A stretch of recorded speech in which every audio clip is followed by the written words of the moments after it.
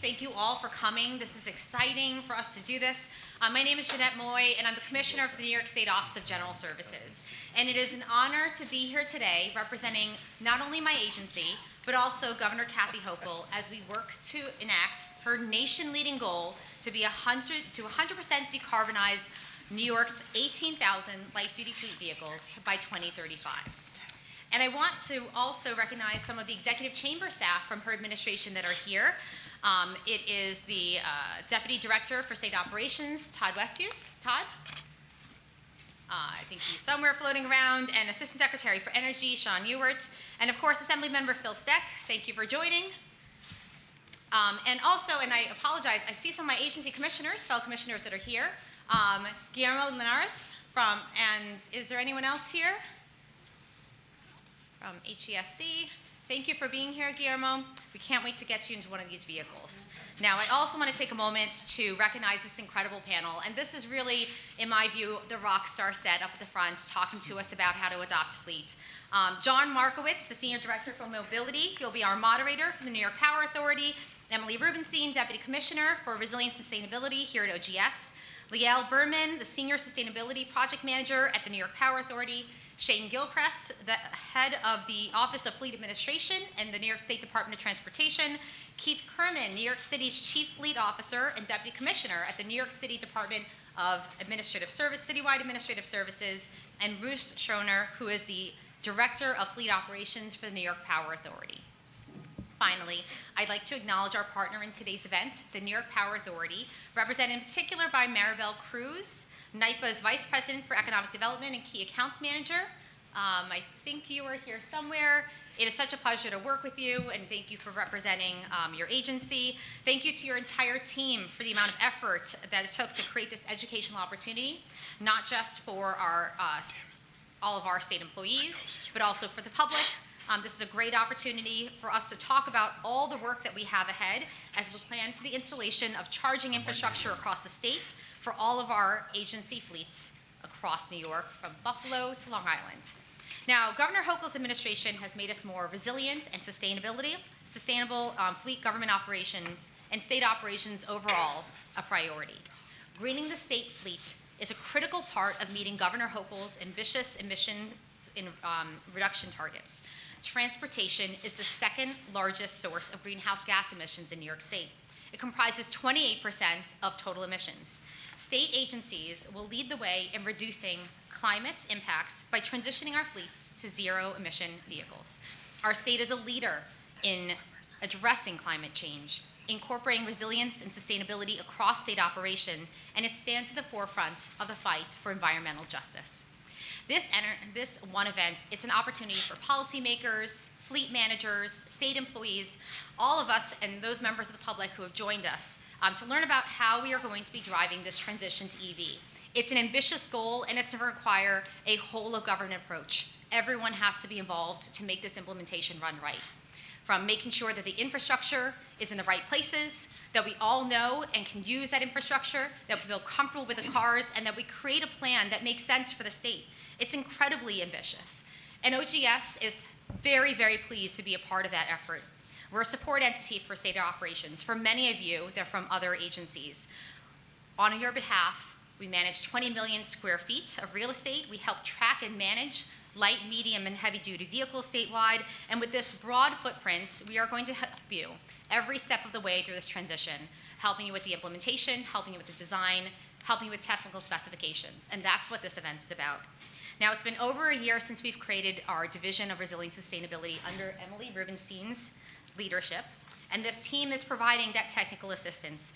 Today, we are supporting multiple state initiatives, from converting this light-duty fleet to all-emission vehicles by 2035, which will help with a statewide 85% reduction in greenhouse gas emissions by 2050, and helping to adapt state assets and operations to the increasing changes and challenges of climate change.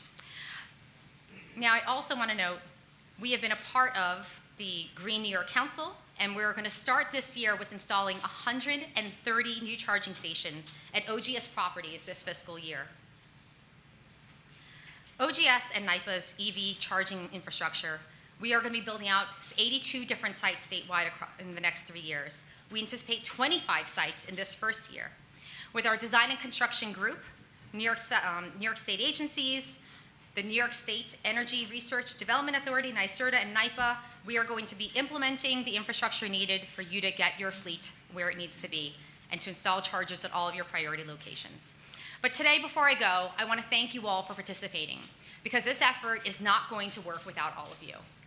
Without your efforts telling us how to build out the infrastructure, how to do the work, this is actually where all of the policy, where the rubber hits the road. And I know there are a lot of puns that are out there: driving change, being plugged into infrastructure, making sure that we are putting the pedal to the metal. There's lots of really great puns that exist with this program. But really, at the end of the day, if you aren't here telling us how to make this effective for parks, how to make this effective for DEC, how to make this effective for OCFS and every other state agency, this just isn't going to work. And that means telling us, is the infrastructure working? Do we need to think about policy changes? How do we get user adoption? How do we ensure that employees that have real concerns about this transition, that they know that we're here to support them? So this event is as much about answering your questions as building a dialogue between everyone in this room and this panel that's here. So I encourage you all, before you leave, to make sure that you're asking the questions that you need of these incredible specialists, but that you're also exchanging information for the team in this room, because that's what this is at the end of the day. OGS is helping to build that infrastructure, but you all are the ones that are going to make this happen. So more than anything, before I end, I just want to thank you all for your service in the next few months and years to come, because this is not going to happen. Governor Hochul's incredibly ambitious goals and the things that we're doing for our children by implementing this EV fleet, they're not going to happen without you. So thank you all, and I will now turn to this amazing rock star panel, and I can't wait to hear what they have to say. So thank you, everyone.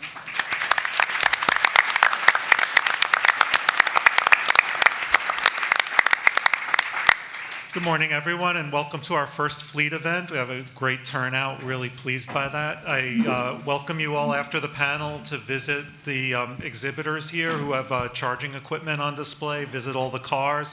And also, after the panel, we'll have a table over to the side, our Let's Talk shop table.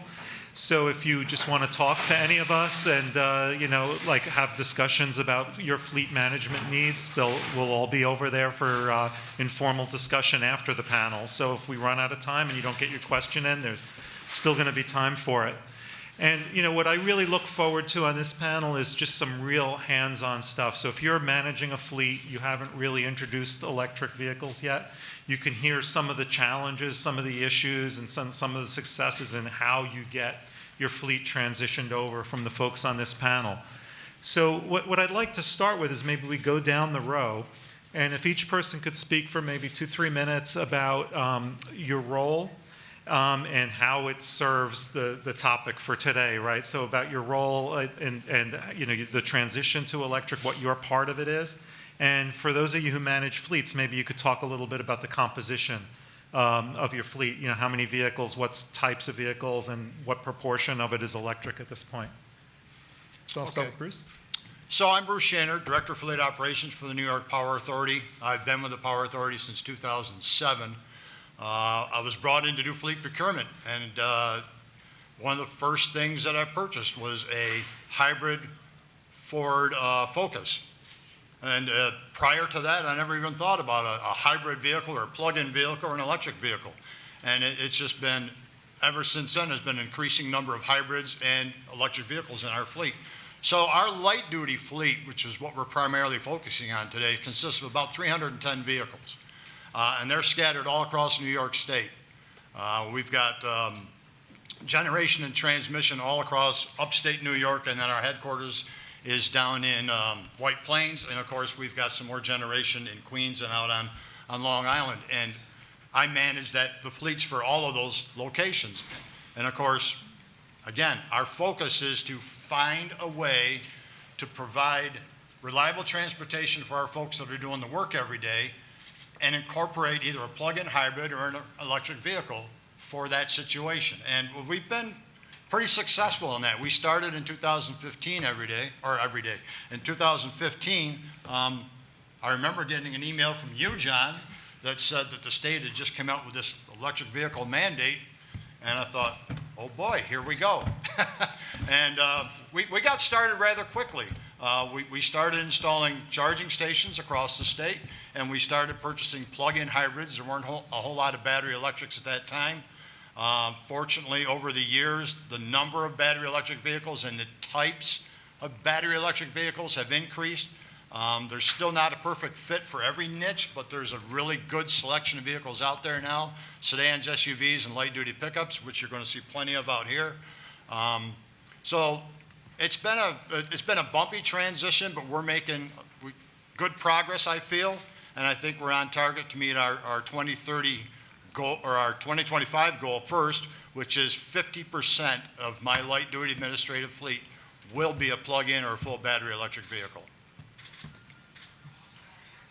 So hi, I'm Leelle Berman. I'm at the Power Authority. I work very closely with Bruce on our fleet electrification and meeting our 2025 and 2030 goals. So I'm coming from the sustainability perspective, where we set our targets for overall organizational Scope 1 emissions reductions. And so obviously vehicle fleet is a huge piece of that. And so setting those targets, we're really trying to drive a standard for decarbonization for the organization going forward. And so we really started when we set that initial 2025 goal with, okay, what do we need to do to get there? And in a lot of ways, this has been a real pioneering effort, and kind of learning a lot as we're going along. We started with infrastructure charging station installation projects around 2017, and constructed those in 2018 and 19 at our operating facilities.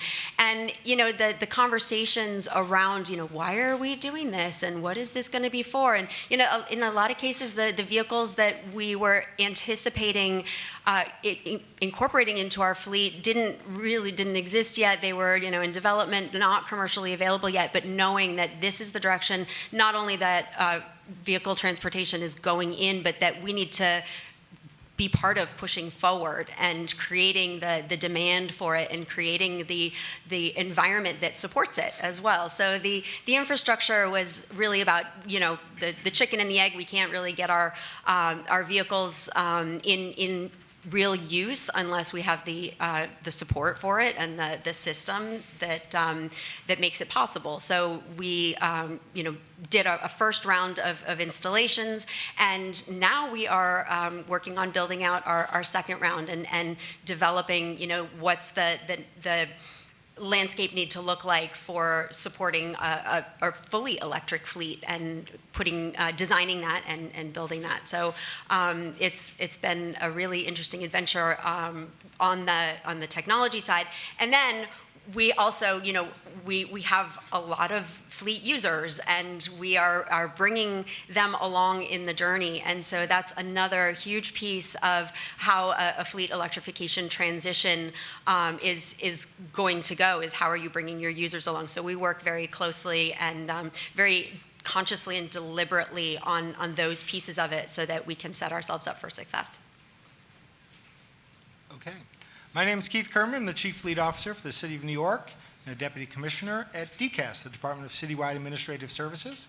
DCAS is more or less akin to OGS. And on behalf of Mayor Adams and our Commissioner, Don Pinnock, I want to thank you for having New York City here today.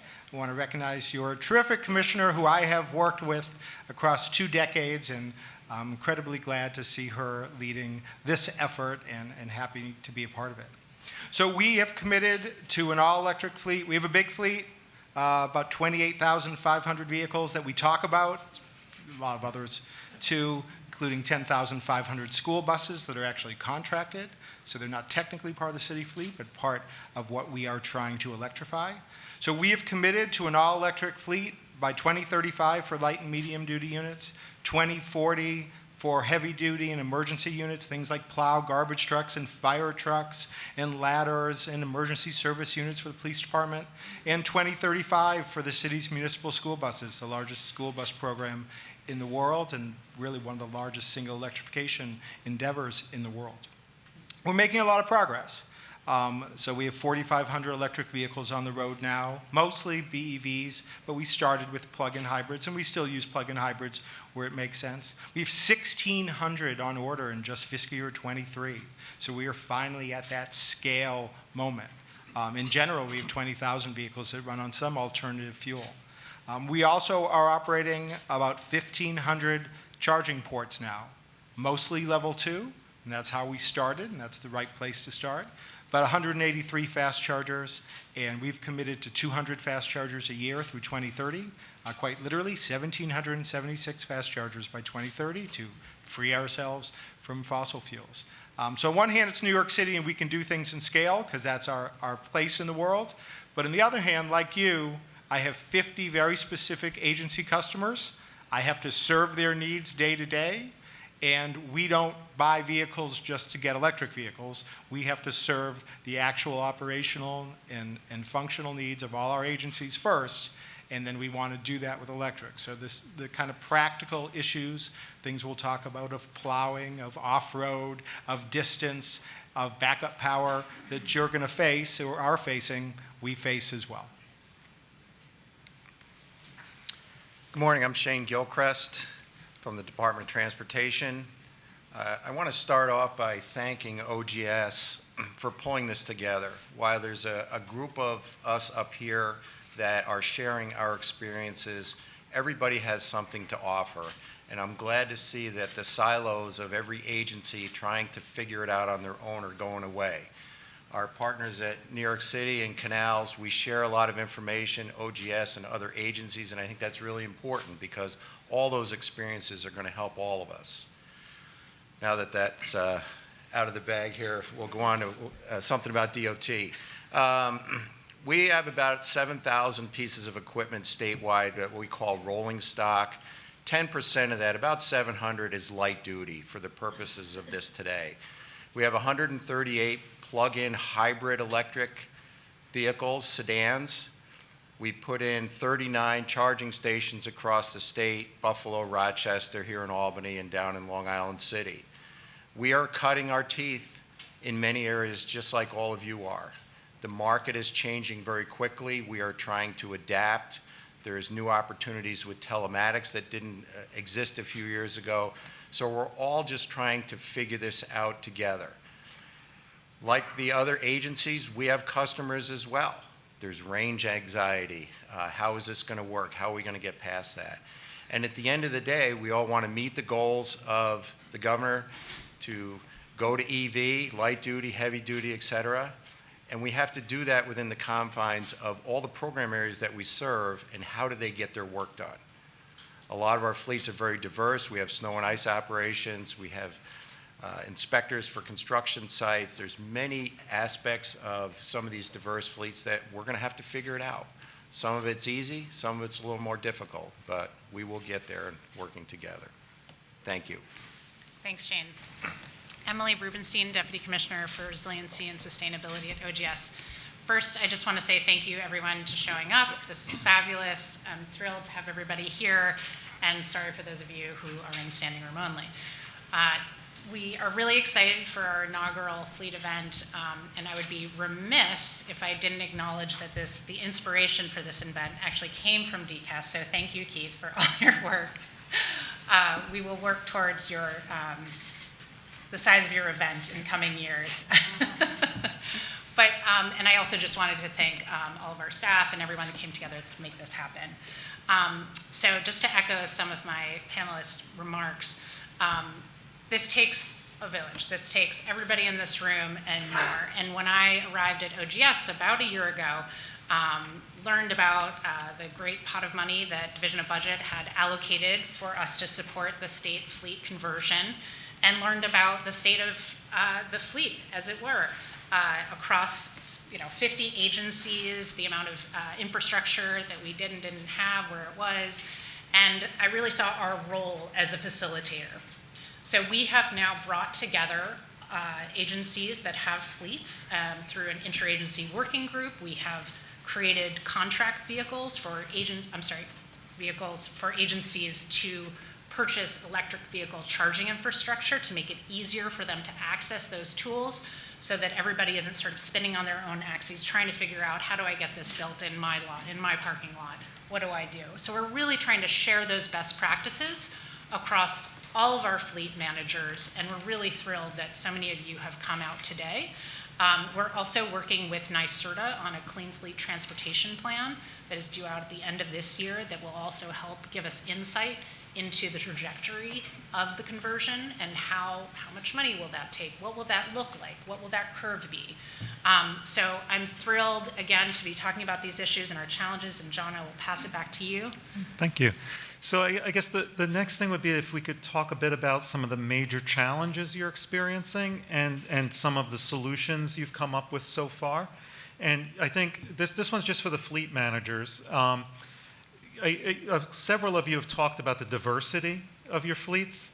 So maybe you could talk a bit about use cases, different types of users you have in your fleets, and maybe give an example of maybe the easiest type of vehicles to electrify, or use cases to electrify, and some of the most difficult ones, and maybe how you've gotten around some of those issues in either category.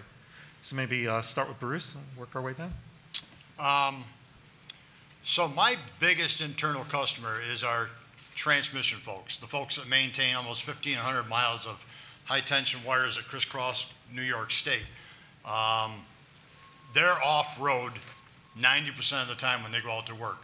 So finding a vehicle that fits their needs has been very difficult. And until the Ford Lightning finally became available, and of course it's standard all-wheel drive, but it comes with on-road tires. It really doesn't come with traction tires, so we haven't had a real chance to test that in off-road conditions. But in the meantime, I was speaking with the folks over at Endurance, I was speaking with Atlas, I was speaking with a lot of the upstarts about the pickups that they were going to bring to the table, which unfortunately, other than Rivian, and Rivian really didn't want to have a conversation. Rivian's not in the fleet business. They're looking for an upscale customer, so they weren't really interested in having a conversation. But Endurance, for instance, made by the folks at Lordstown Motors, they designed their vehicle specifically for fleets, and I thought, this is going to be the one. And unfortunately, they've had financial troubles, they've had management troubles, so that just hasn't come to fruition. Chevy's coming out with the Silverado EV, which is promising. It's supposed to have 400 miles of range. That's going to make it a lot easier to help me quell that range anxiety that a lot of folks have. Because again, we've got folks that are leaving Marcy, New York, and they're going out towards Buffalo for the week. They want to know they're going to make it there. They don't want to know that they're going to make it back to the motel every night and then make it back home and see their families on the weekends. So there's a lot of things to consider. Of course, the easiest vehicles to convert are the pool vehicles. The pool vehicles that are available for everybody's use. You got to go to a meeting, you have to go to training, you're going to visit a client or a customer. And most of our pool vehicles were sedans or SUVs anyway. And fortunately, again, most of the EVs you're going to buy are already all-wheel drive. So again, that reduces a little bit of that anxiety for the folks for the winter driving. So we've introduced a lot of EVs. The majority of our pool vehicles are now either full battery electric or plug-in hybrid. And I guess the biggest thing that we've had to overcome that I would caution everybody is this isn't as much a technology change as it is a cultural change. You have to be out there being a cheerleader every day of every week. So you have to live it. I drive a Ford Lightning as my fleet vehicle. It's the one out there that's wrapped up and it says New York Power Authority all over it. When I go to visit the sites, when I go to visit my internal customers, I want them to know that I'm not just walking or talking the talk, I'm walking the walk. And that's very important. You have to break down those cultural barriers and help people understand that this is still going to help you get your job done. It's just going to be a different way. Yeah, and to build on that, and this is our ongoing day-to-day experience, that there's no substitute for actually getting behind the wheel and just doing it and testing it out.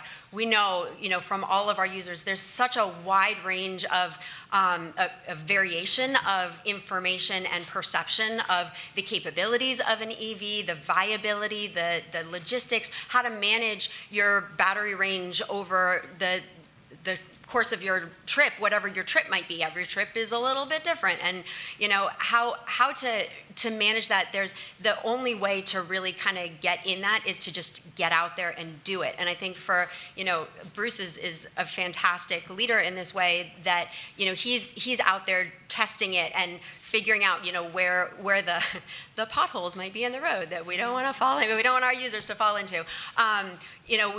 I've been an EV driver every single day for 7 years now, and thanks to John's influence back in the day.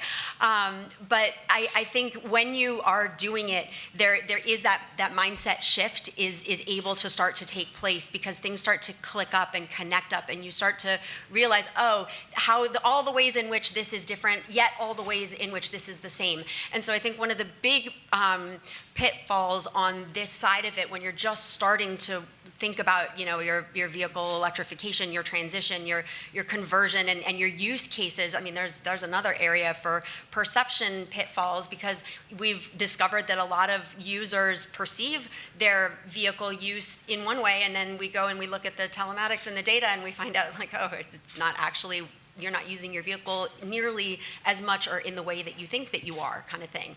So that experience is really, really key. And I think if we're not out there testing it and giving users the opportunity to see for themselves and work it out for themselves, what the world that we're coming from and the world that we're going into are different from each other. The entire paradigm for light-duty vehicle travel is specific to a fossil-fueled system. The system that supports it, what we all grew up with, how we understand, what the vehicle is going to be capable of, miles per gallon. How many gallons do I have? Where do I need to gas up? We take that for granted because we've just grown up in it, we've always known it. And there are lots of ways that the EV world is the same, and it's a vehicle, 4 wheels on the road and a steering wheel, and it's going to get you where you need to go. But there are very key ways in which it is different, and we can't necessarily take for granted that there's going to be just a one-for-one swap of ICE car to EV and gas pump to charging station, and we're just going to go on our merry way, and nothing else is going to have to change in our understanding of how we interact with this system. So it's something that we work on, and the opportunity to give users that experience. We also have a really robust workplace charging program, which I think is a really key lever in supporting this transition, because you've got your everyday drivers that have adopted for personal use that are able to be resources and reassuring those who are using fleet vehicles or pool cars, not necessarily every day. So I think that's another piece to think about. Okay, I have arthritic knees. So there are empty seats right over there for anyone who's standing. And so Bruce said it was a culture change, so I'm going to talk about car models in a second. But I will tell you, having done this for 30 years, I've been pushing alternative fuel vehicles on behalf of the City of New York for 30 years. I've been in many empty rooms or quiet gatherings where it's just 5 of us talking about, this and that, and hoping somebody cared or would listen. I want to thank John Ells for spending 20 of those years with me doing that. In the last 18 months, I've been in room after room after room just like this. 11,000 people, standing room and act, 2,000 people and a prime minister at our Quebec partnership event. This tremendous turnout here. So you're doing the cultural change in this room, right? Just the amount of attention, focus, the fact that you're all here is tremendous, and is proof that the time has come for electric and cleaner vehicles. So you should congratulate all of yourselves. In terms of the specifics, right, so first I want to just say we have published, so we being DCAS and the United States Department of Transportation Volpe Center, have actually published a report called the Clean Fleet Transition Plan. And it is meant for all of you. It's meant to be a report that looks at every single type of vehicle that's out there. In our fleet, we operate 190 separated listed types of vehicles, 120 on-road and 70 off-road. Just about everything from playmobiles and bookmobiles and puppetmobiles to tanks and other foreboding and emergency service response units. So we actually published a report to go through the specifics of what is out there in the marketplace and what are the practical reality to try to electrify in every single listed type. And we went through every single type that we operate and what's out there in the marketplace, what's now, what's coming in the next 3 to 5 years, what doesn't exist. And there are lots of operations and functions that do not have electric viable options today. So do we have a fire department ladder today that's electric? No. Are we going to have one anytime soon? Probably not. Do we have fire department engines? Yes, but it's very early. So out in Madison, Wisconsin, our friend Mohammed Joichi is introducing some of the first fire department engines as electric. They're doing a little bit of that in Los Angeles. We're looking at that ourselves. Do we have garbage trucks that are all electric and viable for picking up garbage? Absolutely. Do we have garbage trucks that can then plow one of the most sensitive operations in New York City government? Not yet. And that's a practical issue we have to work with. So we do want to share that with you. It's on the web. You can go get it, Clean Fleet Transition Plan, DCAS and USDOT. I will tell you simple places to start. Already mentioned non-emergency light-duty shared units, cars and SUVs, preferably cars and SUVs, but if you have to have your SUV, so be it. We now have a viable pickup and van electric world with real ROI. And I would not have told you that even 3 years ago, right? So out here today is the E-Lightning, is the E-Transit. We're operating 300 E-Transits today in New York City for our electricians, our carpenters, our plumbers, our maintenance workers. I'm sure you all in your agencies have the exact same functions, right? You know, plumber does not usually go big miles. They obviously need the van. They got to put out their stuff. But that is a great application. So we're at 300 now. We're about to make another investment. Ford, which has E-Transit, just announced they're going up to 180 range. So, you know, if there's a single issue, and there really is just one issue on that vehicle, which is the initial range, they're being responsive and moving forward. We're about to get our first 150 E-Lightnings, the pickup truck, right? So in our fleet, 25% of the fleet is pickups and vans. Right? So if you're going to electrify, you have to electrify that fleet. And it's viable. And these are not bad prices, right? This is the $50,000, $55,000 range, which when you look at then maintenance savings, we've published on maintenance savings. So we've had 200 bolts and leafs for now 12 years, the whole life cycle. So the maintenance savings is real, 65, 70%. And we published, Axios covered that for us, and we've published on that. So we've gone through the life of electric vehicles, and the assertion that you'll get great maintenance savings was the truth. Then you're getting, of course, great fuel savings. You're not paying liquid fuel prices. And then we are extending 2 years on life cycle. So we're also trying to get the acquisition savings by adding 2 years, working from the assumption, and we think it's reality, that without an engine, without a trainee, you have the motor and the battery, without the catalytic converter to steel, and an exhaust system, that we can extend for 2 years. Will you get a little bit of a battery draw? For sure. You're going to get a little bit less battery operations, but very few of your operations run at maximum capacity. You got to get real about what you really need. And so certainly those are the great places to start. I will just finally mention we are the biggest fleet we operate, and I'm sure you have yours, is policing and law enforcement. We have 9,000 police cars across the NYPD is the biggest, but also the sheriff and emergency management and the Department of Correction, 10 different agencies, DEP Police, which operates upstate. So we are pursuing, we've gone to the Mach-E for our first kind of 300 law enforcement units, and we had a CBS piece, a news piece on that just a few weeks ago. We're really excited about the Chevy Blazer EV coming into the market, and first we've heard is it's going to be a very attractive vehicle, the SUV designed for law enforcement. We are pushing forward, and I might ask all of you to do the same, to push forward to come out with an Interceptor with a plug on it. A PHEV Interceptor and an all-electric Interceptor would also really push the policing side of this forward. So we're pushing on that front as well. But there is definitely a lot of opportunity to get going now. Thank you. I think we're all in a different spot on a continuum. I look to our partners at New York City DCAS as leaders. You've been doing it a long time. We talk about these things. I think some of the challenges, if I were sitting where you are today, how do we change the culture and how do we get buy-in from our customer? It's a slow process. It's any time you change anything, whether it's EV or a project or just the way you do things. If you don't get buy-in, it's not going to happen.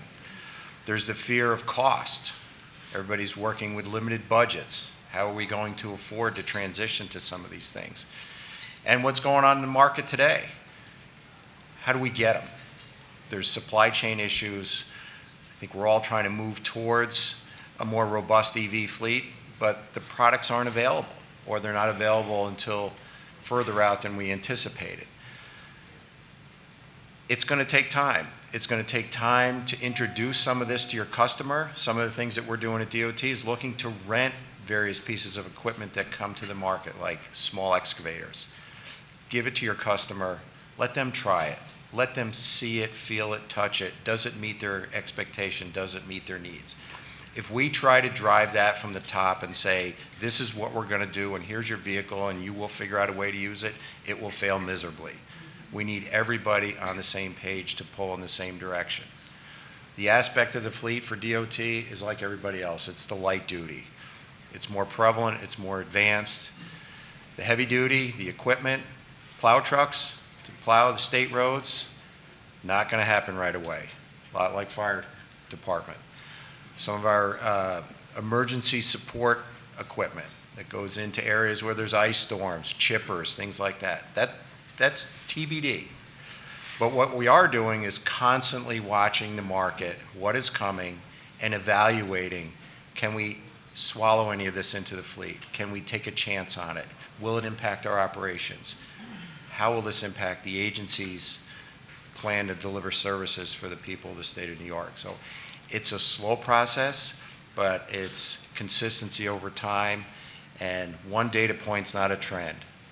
Just because you hear of one bad experience, you got to look at the whole picture and say, okay, maybe this didn't work in this one situation, but where are all the other places that it can work, and focus on them. Thanks. Back to you, John. And so next question would be about charging infrastructure. I mean, this is somewhere where EVs are unique, right? So like your gas vehicles, you're going to have, like at one of our power plants, a central fueling island. You fuel all your vehicles. They're topped off, right? So you sign it out, it's at 100%. There's lots of fueling stations along the road. Users are given a gas card to use to pay for that fueling. And all the dispensers fuel at pretty much the same rate. So that's like what people know when they sign out a vehicle. Now that we're transitioning to electric, it's a little bit more of a complex landscape, right? Where maybe at that same power plant, there's a row of these like slower overnight speed chargers, like what's pictured over here on my left. And then maybe on the road, like on a trip, they're charging at some public infrastructure, something like what's pictured here, like a fast charger, and it's a 20-minute lunch stop. You top off, but that's really only like 80%, but maybe that's enough to get to your destination. So it's a very different experience for the users. So maybe if we can go down the panel and you could talk a bit about your experiences with EV infrastructure. And it could be anything from, getting it set up at your locations, procuring it, experiences with the hardware or software yourselves, or charging in the wild. Anything you want to talk about EV charging. Maybe we go this way. Start talking about some of that. Well, Liel's going to be able to speak a lot more intelligently about EV charging than I am, and I'm very grateful and thankful for her support. But I will say that, as she mentioned, we started early with building the charging infrastructure. So 2017, we put in level 2 chargers. Primarily, our fleet returns to the depot every night. So level 2 chargers are more than enough for us. They're sufficient to get the vehicle charged from the end of the shift to the shift the next morning. I know that not everybody in this panel has that luxury, but we have been able to survive on level 2 chargers. The other thing we did is initially we installed what's called a dumb charger. So at this point in time, they're not connected to any software. I'm really not monitoring or getting a good picture of what kind of charging is going on within my fleet. Now, I know we've got to get there, and we're working on that. We've had a lot of discussions around that recently. But just to get out of the gate and get started, we just installed level 2 chargers. They're not connected to any software, and we've made them available to the fleet and to our employees as well. I guess I'd say that's probably the way to start. Don't try to get too far ahead of yourself right away. Don't get too hung up on what's the best charger and do I need level 2, do I need a level 3. We're looking at level 3 now. We've got a couple projects that are going to happen this summer. We're going to put some DC fast chargers, a couple installations going on this summer, because we're getting to the point where we need them. When the folks travel from one site to another, they're there for a meeting for a couple hours, they need to know they can charge up and get going. We haven't been in that position up until now. So again, I would caution you to just if you're just starting out, take baby steps. Yeah, so when we started, it was like a different time, really, and kind of getting our feet wet. And I feel like, things have evolved a lot to where more of our organizations are ready to start this process. And so where you all might start with your internal infrastructure, maybe specific to your fleet and your fleet configuration, fleet needs, and how your use case works. I mean, every organization has a different layout for their fleet and the requirements that their fleet has to meet. So there is no necessarily one size fits all for how this transition goes on the organizational level. But what I think the big picture and the long-term trajectory is that we're building a whole new system for road travel, and how as John said, charging out in the wild and public charging, and whether you're overnighting and what kind of plug you're using for that, or on a long trip, or I mean there's all sorts of different ways that we use these vehicles, and so there's a much bigger system landscape that is developing and evolving to support this. So even just the act of being in the transition to an all-electric fleet helps move all of that forward, and makes the business case for it, but also the use case starts to ensure that the system is going to be built out comprehensively to serve all of our needs, so that we can eventually get completely off of fossil fuels for light duty road travel. And yeah, so I think just from the sort of nuts and bolts piece of it, that a lot of what we've learned is connected to that use case aspect. It's siting. Siting is really key. You want to make sure that you're putting the vehicles or the charging stations in the right spot where they're going to get used, where it makes sense for them to get used. And how do you make sure that you know what that right spot is? Well, you get out there and you use the vehicle and you test things out, and you see how it goes in real life.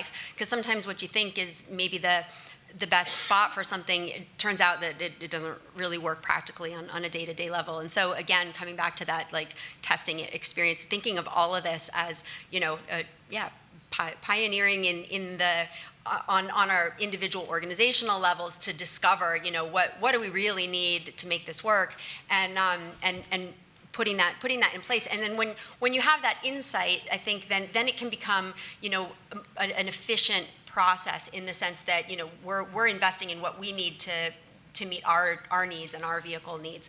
And then from the perspective of the dumb charging versus network charging, I mean, now that we are at this point in our development and our evolution with this, we kind of had to get the ball rolling several years back, and putting in those dumb chargers was a really great introductory way to do that. And now we're moving in our next phase to a networked system that will allow us to manage all the data that we need to really inform that use case, those use case elements on a really granular level.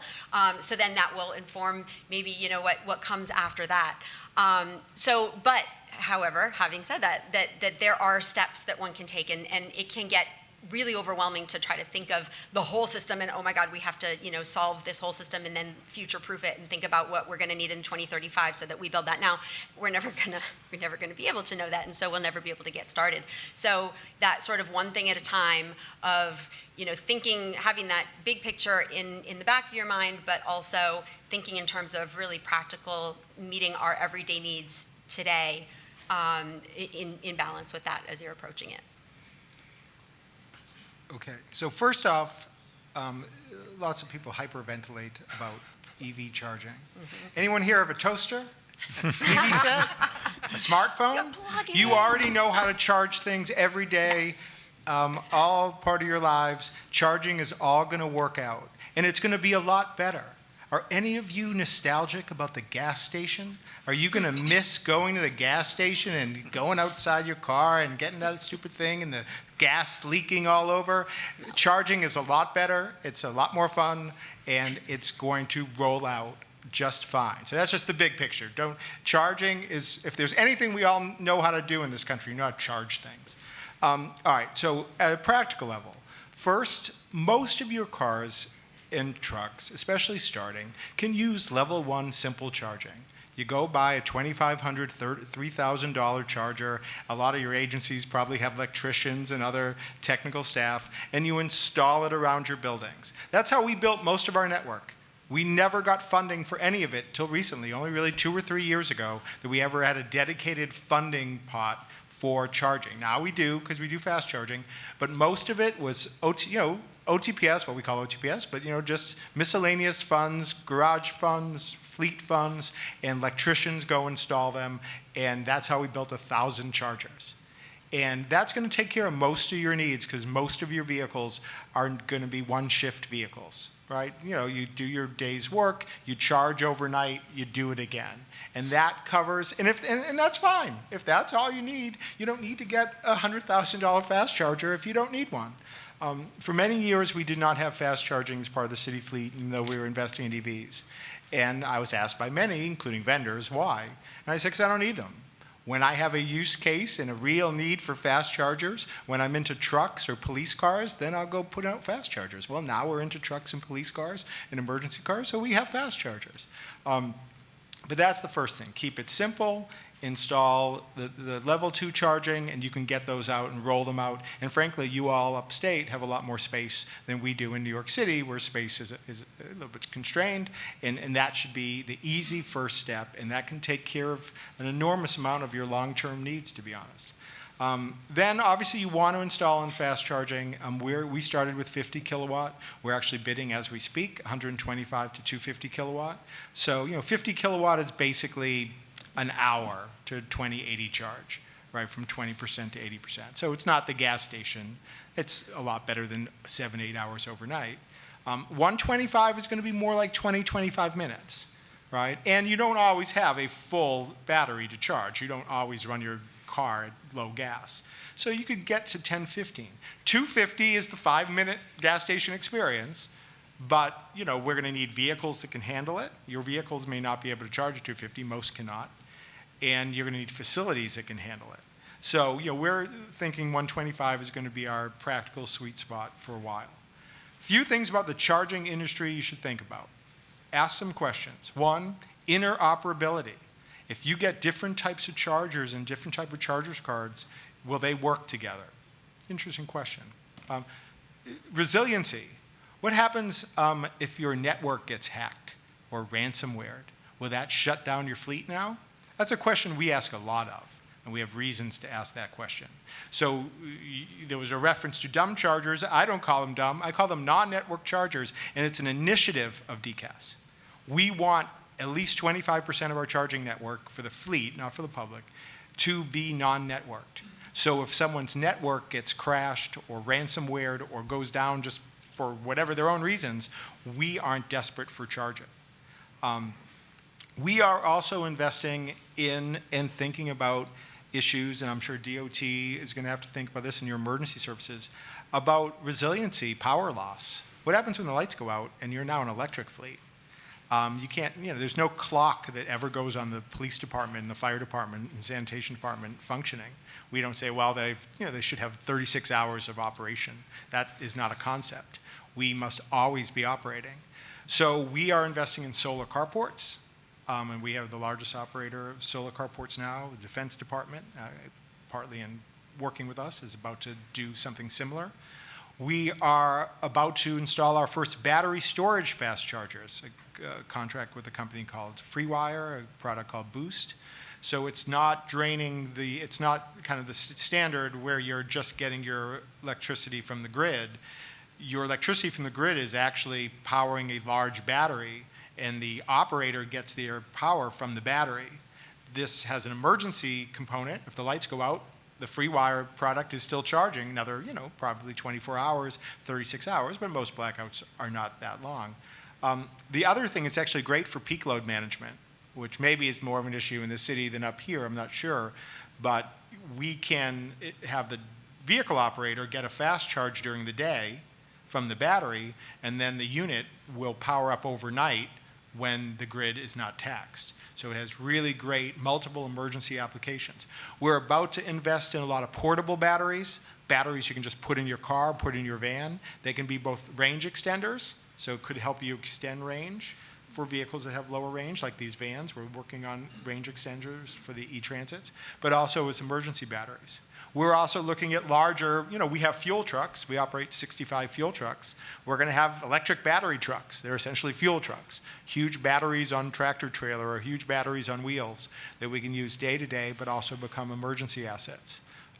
We may very well have to also invest in more diesel generators, right? Diesel generation is always that backup, but we want to have as much of our backup power be clean as we look to this. But so if there were three things I would say, think about interoperability, think about resiliency both in backup power, and think about resiliency in terms of networking. And nothing wrong, it's a trade-off.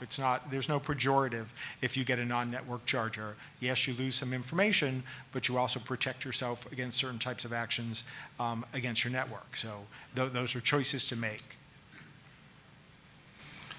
Like I said, our friends in New York City are way ahead of the curve, and I'm glad to have that as a resource, so thank you. We started at DOT in 2018 with our first set of level 2 chargers, and our team really tried to think about how this was going to play out on the front end. What data do we need? We need information from the vehicle for maintenance, whatever that maintenance is, whether it's just checking it from time to time, even if you're not checking oil or changing oil. How do we get that data? What is the end user's experience? As I mentioned, we have plug-in hybrid electrics. So we have an infrastructure today that exists for liquid fuel that we use a card to activate to get diesel fuel and gas at an internal site. That same card is used for commercial sites. So what we try to do is make sure that the end user who is getting in a vehicle has the least amount of complications transitioning to the EV. So as of right now, and it's a moving target, we have one card in the vehicle. It can be used in an internal site for liquid fuel, an external site for liquid fuel. It can be used to do EV charging. That's an ideal world for us, but the world is changing very quickly. If you looked at 5 years ago, the charging manufacturers and the process, open charging protocol and availability of data and how it's all over the place. I don't think what we have today will look like what it will be by 2035, but we have to be adaptable. And again, in order for the culture to change, it has to be an experience that's manageable for them. Remove that fear. The technology's changed where we get a lot of data from charging and liquid fuel card swipes. Luckily, the telematics option is now going to give us data that we weren't able to collect. We have a number of locations where we have vehicles plugged in for level 1. They sit there overnight, they have all night to charge, it works fine. But that's data that we don't collect. So going forward, we'll be able to leverage the technology from telematics for maintenance, utilization, et cetera. Again, the world is evolving. So it's learning from each other and staying in tune with the changes in the industry to make sure we have the best experience from a cost perspective for the agency, but also providing the best product for our end users to get their jobs done. So I think one of the key things that's really important in this transition is data. And we're really excited to be partnering on an initiative to have all light duty fleets and all vehicles to have telematics. And it's really sort of the building block of the conversion process is knowing where your vehicles go, what they do, where they go, how they're used. And it gives you so much information about what your needs will be in terms of EV charging. So we're really excited to see that as a critical step. There are some agencies that know their operations inside and out, that have a lot of low-hanging fruit at this point, and we're thrilled to be able to partner with them and start rolling out our infrastructure now. But I think at a broad level, I think telematics will give us a lot of insight into how our fleets are used, and some that are not maybe used as much as we thought they were. So I think that'll be a really critical building block. The other point I wanted to make is that on the charging side, what I'm really excited about with our partnership with NYPA as well as our OGS design and construction contracts is that while all the technology and all these issues are in flux, there's changing companies and new technologies coming out every month, it feels like. And our partners are really looking at those best practices. They're testing the technology. They know what works, what doesn't work, and really excited to rely on their expertise to help us help all the different agencies that need this infrastructure. So with the funds that Division of Budget have given us, really excited to be able to partner with all the different agencies to help build out this infrastructure and come up with what those typologies are. What are those needs? So, is it 25% dumb chargers and the rest is going to be network chargers, so that when one of your sites are down and how many people are sitting at their charging station after they've fully charged and just sitting there because they don't want to go move their car? Or is it do we need a set of solar chargers that we can move around because there's going to be a construction in a specific area? So we're making those technologies available through our contracts for all of you. So we're really excited about that because it is such a changing industry, and we want to ensure that the infrastructure that we put into place will have interoperability as things change and will be flexible to meet everybody's needs. Can I just add one more thing? Sure. I'm sorry. Sure. When we started at DOT with charging, we went it alone. And I'm happy to partner with NYPA, John, and your team, Emily, because I think it really is a benefit to have a team assisting, sharing those best practices, those who have gone ahead of us, because it's a level of work that's above and beyond what we all have to do every day. So I really appreciate that, and I'm looking forward to now doing this as a group rather than trying to do it on our own when we started at DOT. And Bruce, I know you started early as well, so I'm sure you feel the same way. So sorry to interrupt. No. I'm actually going to do the same, but it's on a different topic. We have everything. We operate 28,000 vehicles through telematics, so we are tracking an enormous amount. We use the telematics data much more practically to look at EV operations than we do the charging data. So much that, if we're being honest, we don't really look at the charging data that often. We do aggregated reports, but if I want to know what's happening with specific cars, I no longer go to the charging system data at all. I go to the I go to our telematics. So interestingly enough, a non-network charging base with a live tracked fleet might give you, it is in our case, as much information as you need. So I have a follow-up too. I think this is a really great point to point out the difference between the gas-powered world and the electric-powered world, in that we're all used to, every gas pump looks the same, right? They all look the same. You interact with them in the same way, and the EV charging equivalent is going to be way more diverse. There's going to be different configurations of charging technology in different places, and we're going to utilize that as a network. So you're going to have your internal resources, and there's going to be, maybe level 2 and maybe some DCFC, and then there's going to be, as John said, out in the wild, all of that network that's going to exist. There's also going to be residential, there's going to be commercial, there's going to be a whole universe out there of an electrified world.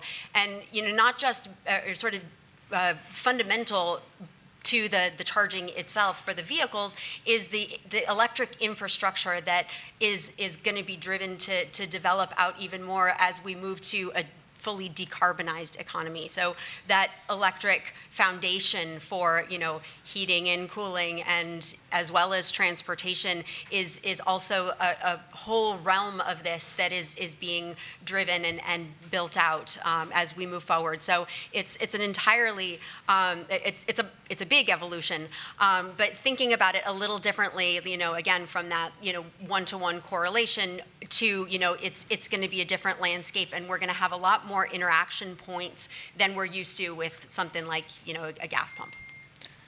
And since we're pretty much at the end of time, I want to do like a lightning round. And then maybe, Emily, you could have some closing remarks at the end, since we'll be going in that direction. So lightning round question is, you have a magic wand, and it basically gives you one wish. Like you could pick any one challenge in the transition from fossil fuel to EV, and you could make that one thing go away, right? So that's your one challenge. You get to make it go away with the magic wand. What would that be? So if we can go down the row with what was your magic wand wish be? That's actually an easy one. An actual off-road capable four-wheel drive pickup that I can put a snowplow on, because nobody will let us put a snowplow on a half-ton electric vehicle. That's my magic wand. Nice. So I think that's going to come, and I think that's going to come when we start demanding more use for this. And so my magic bullet would be to really get people excited about the adventure that this is. And it's so cool. It's so much fun. Driving electric is just like the power and the ease and all just the experience aspect of it. If people could just get excited about testing it out and seeing it as a great adventure and this new frontier of this decarbonized world that we're looking forward to, and all of the possibilities within it is awesome, and that mindset will carry us a long way. All right, I'm going to say battery range, because battery range, first off, the increase in battery range that's happened in just the last few years has opened up tremendous doors, right? Remember, the first vehicles were 80-mile type vehicles. Now we're at the 220, looking for the 300. And as you grow battery range, it'll solve Bruce's problem. So there is a pickup truck out in the marketplace now that claims it'll have 500-mile range. You will be able to plow with that. The big issue on plowing, on off-road, on beach operations, is battery depletion. It's not that the vehicle can't plow. Put a plow on that Ford the Lightning and go plow. It'll move snow. The battery would be dead in 20 minutes. So as battery range grows, that will solve some of these very real use case issues. Mine's simple. I want to be at the end. Everything's electric. Everything is done, and we're done talking about this. I like that. An early retirement program could solve that for me. So, if y'all are working on that. Yeah. Excellent. Well, I think on the industry side, I would say, full interoperability on every front, whether it's access to, I don't want 16 apps, I don't want 10 cards, I just want it all interoperable so I can go anywhere, use any charger in any vehicle. So that would be my wish. I think on the state side, my wish that I invite all of you to join me on is I would like to see, at the end of the day, a map of all of our state agency charging infrastructure and where that will be. Because I think that the planning of all of this infrastructure is really one of the biggest challenges. And I'm really excited to see all those dots on the map across the state, where we know that we can support your agencies, we can support your fleets. So that's what I wish for, and I think will happen with all of you. So if I can just jump in with closing remarks. Thank you to the panelists. Thank you for traveling here today. Thanks to all of you in the audience. Our event is on till 3 p.m., knock on wood with the weather. So I absolutely invite you to talk to our vendors that are here, talk to our agency representatives that will be sitting here, both from our OGS Fleet Department, NYPA, we have consultants here, we have our OGS Design and Construction team. If you're thinking about building out EV infrastructure, if you have questions about your fleet conversion plans that are all due at the end of the year, by the way, please come talk to us. We'd love to hear your thoughts, your concerns, your challenges. The other thing I would just want to thank both our commissioner for allowing us to have this event and supporting us in this, and also selfishly my two amazing staff, Julie Decoction and Bill Calabrese, who have done an amazing job in setting this up. So with that, thank you so much. Thanks, everyone.